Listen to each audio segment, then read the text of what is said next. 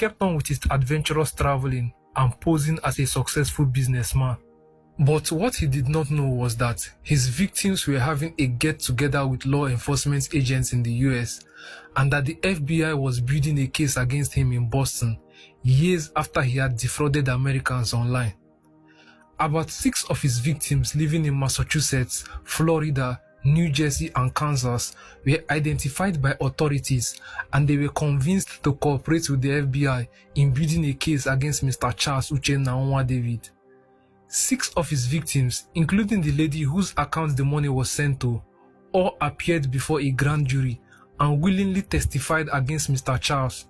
And on the 23rd of January 2024, a federal grand jury in Boston indicted Mr. Charles Uchenna Onwa-David on charges of mail fraud and money laundering. In April 2025, he was in the UK and decided to travel to the US from there, completely unaware that he had been indicted in the US over a year ago and that his movements were being monitored. Upon arrival, on the 7th of April 2025, he was arrested at Dallas-Fort Worth International Airport in Texas, and the next day, April 8, 2025, he appeared in federal court in Fort Worth, Texas, after which he was detained and is to be transferred to Boston, where the trial would take place. As I said earlier, he's indicted on charges of mail fraud and money laundering. For the mail fraud charge, the crime was allegedly committed when he deceptively collected money from his various victims online, and the charge provides for a sentence of up to 20 years in prison, 3 years of supervised release, a fine of up to $250,000 or twice the loss to the victim, restitution and forfeiture.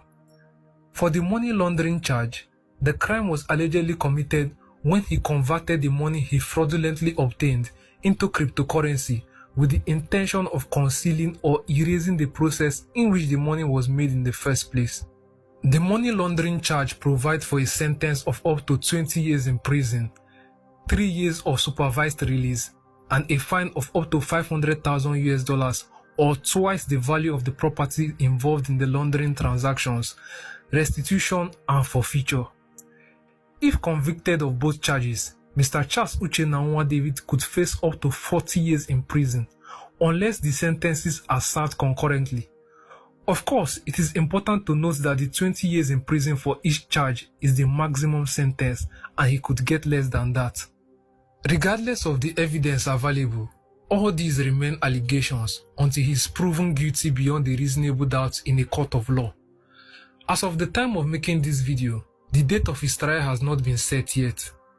Depending on how the trial goes, if it's a public trial or if the court transcript will be released, I may give an update on the case in the future, so do well to subscribe to the channel so you don't miss out.